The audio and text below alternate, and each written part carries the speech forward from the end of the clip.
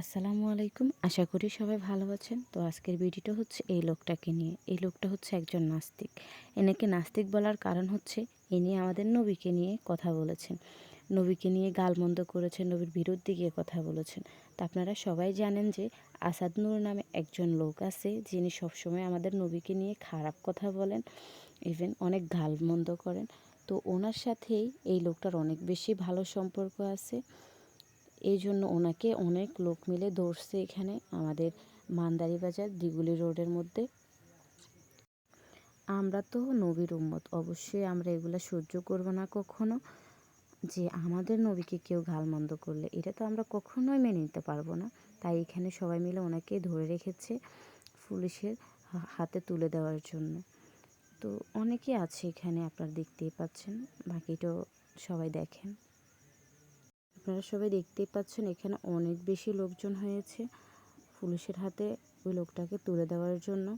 তো আপনারা সবাই বলে যাবেন ওনার কি শাস্তি পাওয়া উচিত, যিনি আমাদের নবীকে নিয়ে কথা বলেছেন, নবীরকে গালমন্দ করেছেন। মূলত ওনার মানে কার কি মন্তব্য যে ওনাকে কি শাস্তি দেওয়া উচিত বলে আপনাদের মনে হয়?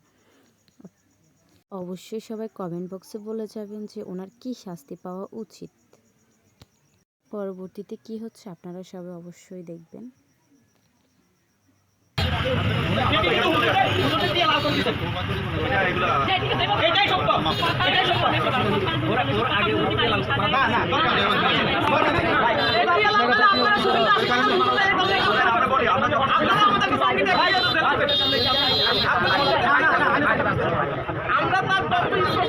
পরবর্তীতে অনেক ঝামেলার পর পুলিশের হাতে ওনাকে তুলে দেওয়া হয়েছে।